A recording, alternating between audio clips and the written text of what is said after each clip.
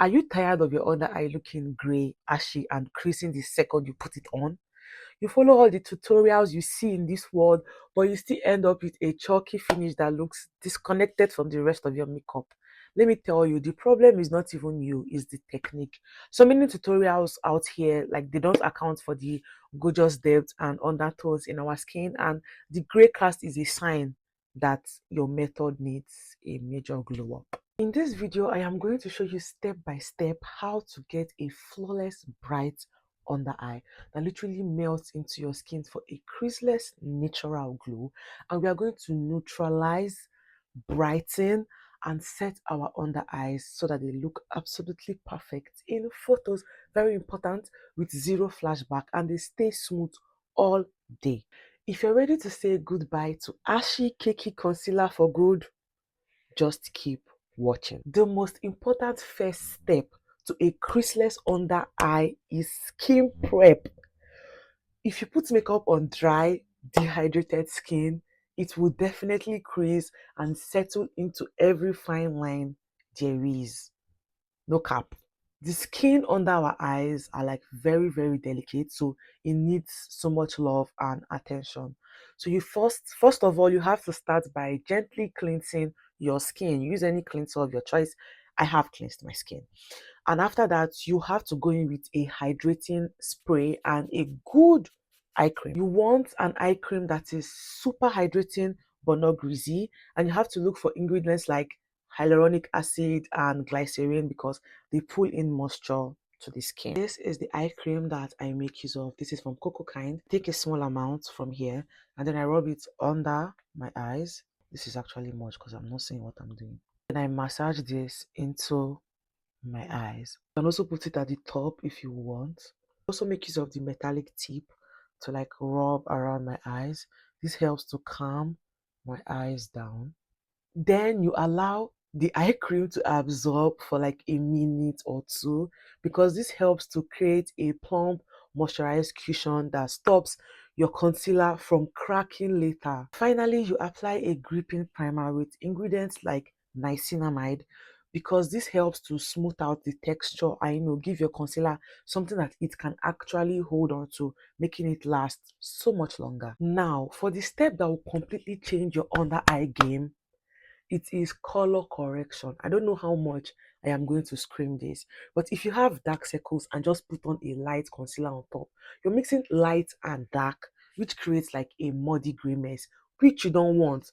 So you basically have to neutralize the darkness first before you can actually brighten your face. So for our beautiful deep skin tones, the magic is in like a peach, orange, or like a red color corrector, and these warm tones they basically cancel out the blue, purple, and brown discoloration in dark circles. This is just like color theory.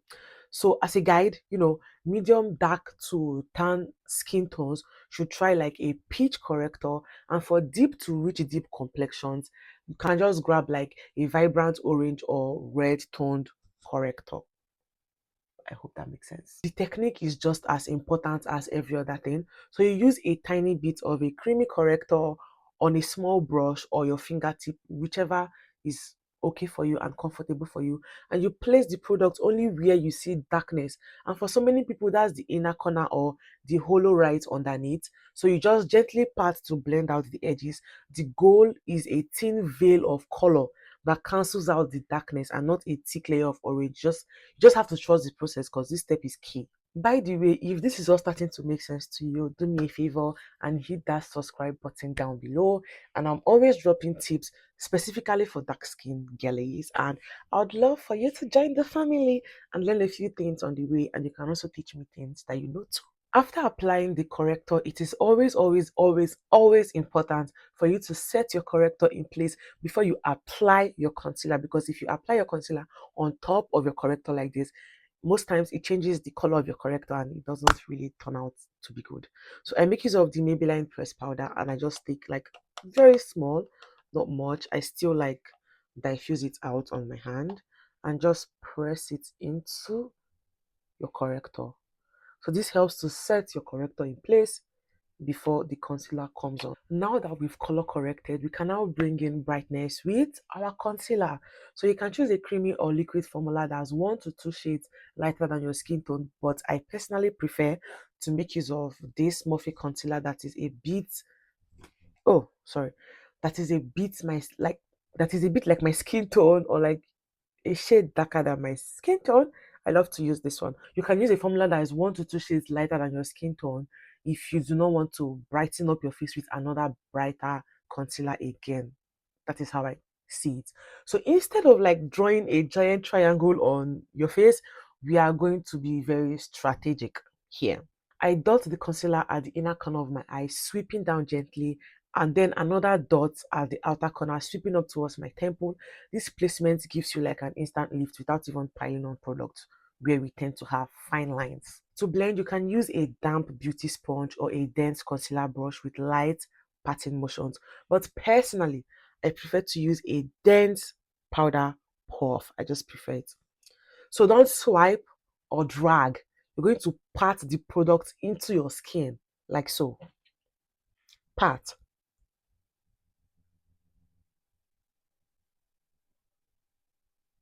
You just pat it in because it will melt perfectly with your base and the corrector for an airbrushed finish.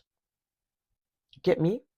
I like to start with blending the inner corners before I go for the outer corner of my eye. I have to make sure that all the edges are soft, and this is why I love to use the powder puff, because you would be able to blend the edges very well. Now you can go in with a much lighter shade of concealer if you want some more brightness under your eye, and this is the Revlon Flexwear concealer.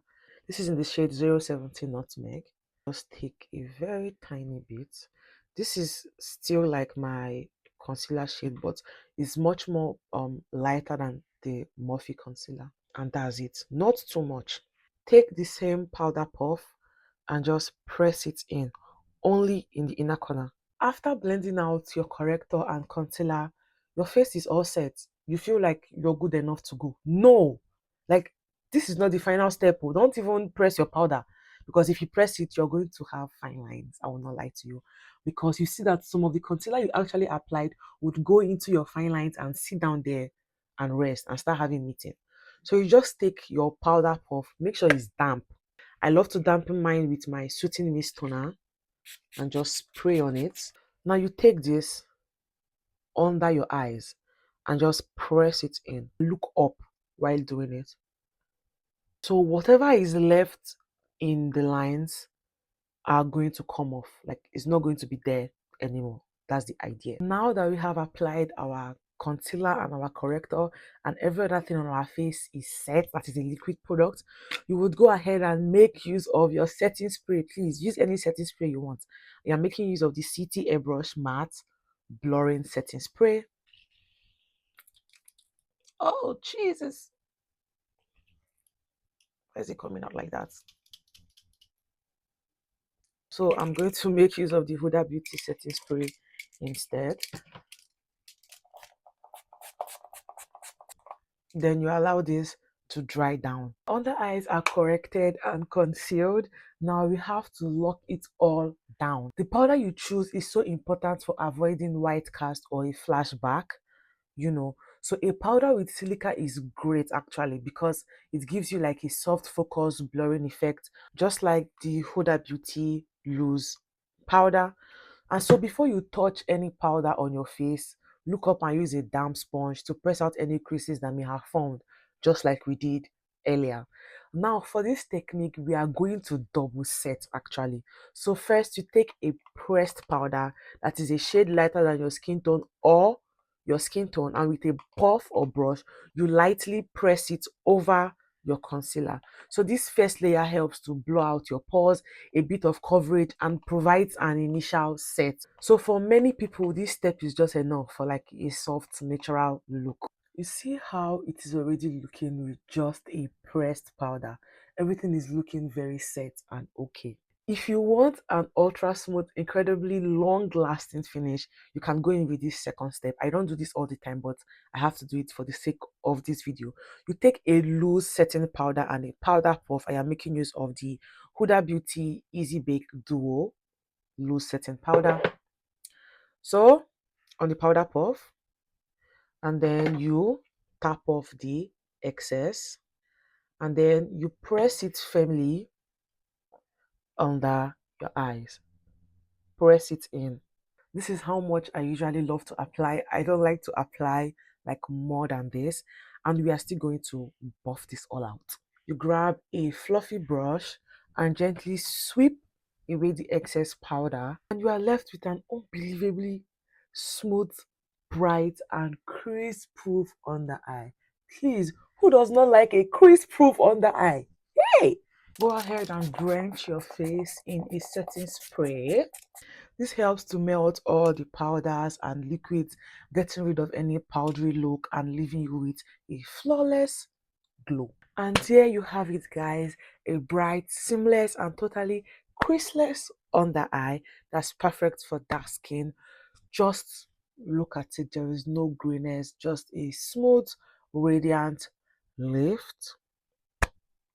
The keys are hydration, neutralizing with a color corrector, strategic placement, and setting with the right powders and technique. And I promise you, if you follow these steps, you will see a huge difference. So I want to hear from you. What is your holy grail setting powder that never gives you flashbacks? Do well to let me know in the comment section, and I'll be seeing you guys in my next video.